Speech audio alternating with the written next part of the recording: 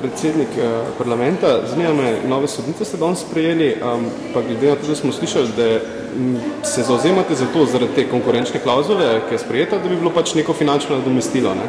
Ampak na drugi strani pa sodniki stavkajo za višje plače, pa tudi nekako ne najdejo dialoga z, bom rekel, oblastjo.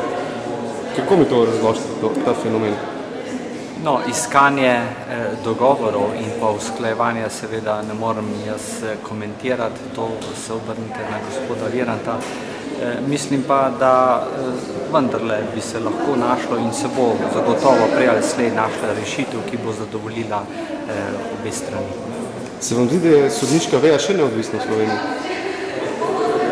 Kot vem, ni bilo primera oziroma ni primera, kjer bi bil sodnik odvisen v sojenju in v odločanju od ne vem od koga. Kaj je upoštevanje odločb Ustavnega sodišča? To je pa stvar vlade in pa državnega zbora. Tukaj pa je resnično kar nekaj teh ustavnih odločb neizpolnjenih. Mislim, da se število teh neizvršenih odločb Ustavnega sodišča ne spreminja iz leta v leto. Smo v zaostanku 10-15 odločb vedno. Čeprav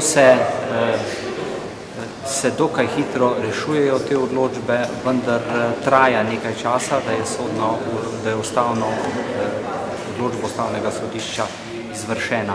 Predlagatelj je pa seveda vedno vlada oziroma ministrstvo in mi seveda nimamo teh zaostankov, državni zbor to sproti rešuje. Ok, najlepša hvala.